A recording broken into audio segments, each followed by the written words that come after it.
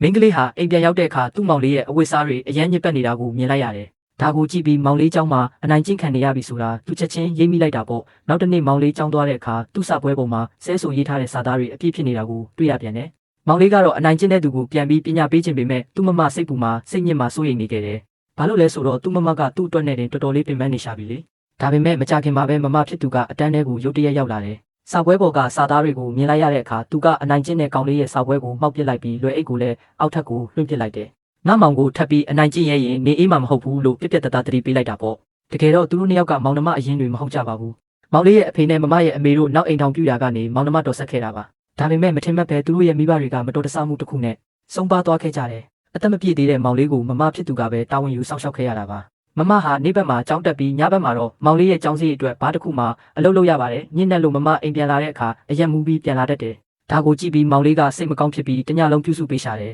။မနေ့ကျတော့မောင်လေးကဘာမှအလုပ်မလုပ်ပါနဲ့တော့လားလို့တောင်းဆိုတဲ့အခါမမကပတ်စံရှာဖို့တခြားနည်းလမ်းမှမရှိတာလို့ပြန်ပြောခဲ့တယ်။မောင်လေးကတော့မမညဘက်တယောက်တည်းအနေရရှိမှာကိုစိတ်ပူလို့ပါလို့ဆိုလာတဲ့အခါနှစ်ပေါင်းများစွာအတွင်းပထမဆုံးအကြိမ်ဖြစ်တယောက်ရဲ့ဂရုစိုက်မှုကိုခံစားလိုက်ရတဲ့အတွက်မမဟာအခန်းထဲဝင်ပြီးတယောက်တည်းဝမ်းနဲ့ပူဆွေးခဲ့ရတယ်။အဲ့ဒီနေ့ကစပြီးမောင်လေးဟာညတိုင်းမမကိုအလုပ်ကနေကြိုပြီးအိမ်ကိုအတူတူပြန်လာခဲ့ကြတယ်။ဒါပေမဲ့တရက်မှာတော့မောင်လေးဟာကျောင်းမှာရေနဲ့ပတ်ခံလိုက်ရတယ်။အမျိုးသမီးတယောက်ကနင့်အမေကြောင့်ငါသားကားတိုက်ပြီးတည်သွားတာနင်ကတသက်လုံးအပြစ်ပေးဆက်ရမယ်လို့လူပုံအလဲမှာစော်ကားမော်ကားပြောဆိုတာကိုမောင်လေးခမညာငြိမ်ခံနေခဲ့ရတယ်။ညဘက်အလုပ်ဆင်းတဲ့အခါမောင်လေးကြုံမလာတာကိုတွေ့တော့မမဖြစ်သူကထူဆန်းနေတယ်။အိမ်ရောက်လို့မောင်လေးကိုမေးတဲ့အခါအလုပ်များနေလို့မလာဖြစ်တာလို့မောင်လေးကလိန်ပြောခဲ့ပေမဲ့ညစ်ပတ်နေတဲ့အဝတ်စားတွေကိုမမကချက်ချင်းမြင်သွားခဲ့တယ်။မောင်လေးကတခုခုကိုဖုံးကွယ်ထားတယ်ဆိုတာမမသိလိုက်ပြီလေ။အဲ့ဒီနောက်မှာတော့ဗီဒီယိုအစမှာမြင်တွေ့ရတဲ့အခန်းဆက်တွေဖြစ်လာပါတော့တယ်။နောက်တစ်နေ့မှာတော့ကောင်မလေးကသူ့မောင်လေးကိုစာတင်ခန်းထဲကနေခေါ်ထုတ်လာတယ်။ပြီးတော့ကျောင်းမှာအနိုင်ကျင့်ခံရတော့ကဘာလို့ပြန်မချတာလဲလို့မေးတာပေါ့။မောင်လေးဖြစ်သူကကျွန်တော်ကျောင်းမှာပြဿနာရှာရင်မမကကျွန်တော်ကိုပြစ်ထားခဲ့မှကြောက်လို့တဲ့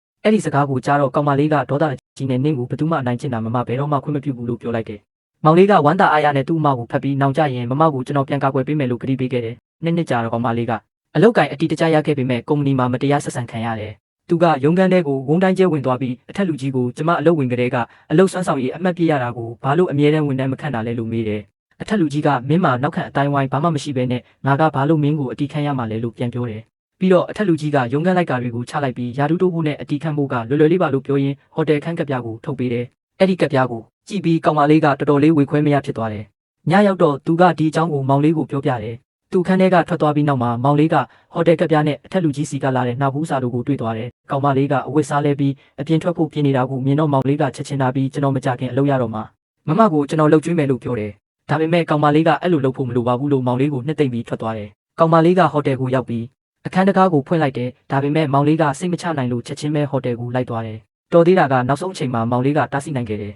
။မောင်လေးကအခန်းထဲမှာအဲ့ဒီလူကြီးကိုတွေ့တော့ဝင်ထိုးချိတ်ပြီးသူ့အမကိုဟိုတယ်ပြင်ပကိုဆွဲထုတ်လာတယ်။အမှန်တော့ကောင်မလေးကဟိုတယ်ကိုသွားတာအကြောင်းရှိတယ်။အထက်လူကြီးကသူ့ကိုနှာဘူးထားတာကိုတက်သေးယူပြီးအဲ့ဒီတပ်ပုံတွေကိုကုမ္ပဏီတစ်ခုလုံးမှာဖြန့်မယ်လို့ချိန်ချောက်ပြီးထောက်ခံစာရေးခိုင်းဖို့စီစဉ်ထားတာအထွက်မှာသူ့မောင်လေးနဲ့တိုးတယ်။မောင်လေးကစိတ်မပူရအောင်ဘာလို့မပြောတာလဲလို့အပြစ်တင်ပြီးဒေါသတကြီးထွက်သွားတယ်။နောက်ရက်မှာကောင်မလေးကသူ့မောင်လေးကိုတွေ့တော့မမျက်နှာချင်းမဆိုင်ရဲဘူး။အပြစ်ရှိတယ်လို့ခံစားရလို့အခန်းထဲမှာပဲအောင်းနေတယ်။အဲ့ဒီအချိန်မှာသူ့မောင်လေးကကျောင်းမှာအနိုင်ကျင့်တဲ့သူတွေနဲ့ရန်ဖြစ်လာတယ်။အိမ်ပြန်ရောက်တော့အမကမောင်လေးမျက်နှာမှာဒဏ်ရာတွေကိုတွေ့ပြီးနင်ကရန်ဖြစ်မဲ့လူစားမဟုတ်ပါဘူးလို့ပြောတယ်။ဒါပေမဲ့မောင်လေးကမမကကျွန်တော်အကြောင်းကိုမသိပါဘူးလို့ပြက်ပြက်တသားပြန်ပြောတယ်။နောက်ဆုံးမှာကောင်မလေးကစိတ်ဆိုးပြီးအခန်းထဲဝင်အောင်နေတယ်။အဲ့ဒီတော့မှမောင်လေးကသူ့အမတကယ်စိတ်ဆိုးနေမှန်းသိသွားတယ်။ဒါနဲ့မောင်လေးကကျွန်တော်တင်းချပြန်ခွဲသွားရမှာမို့တပတ်လောက်အိမ်ကနေထွက်သွားမယ်လို့စာပို့လိုက်တယ်။ကောင်မလေးကစိတ်ဆိုးနေတော့မဲ့ဆိုပေမဲ့မောင်လေးကိုပတ်စံ2000လွှဲပေးလိုက်တယ်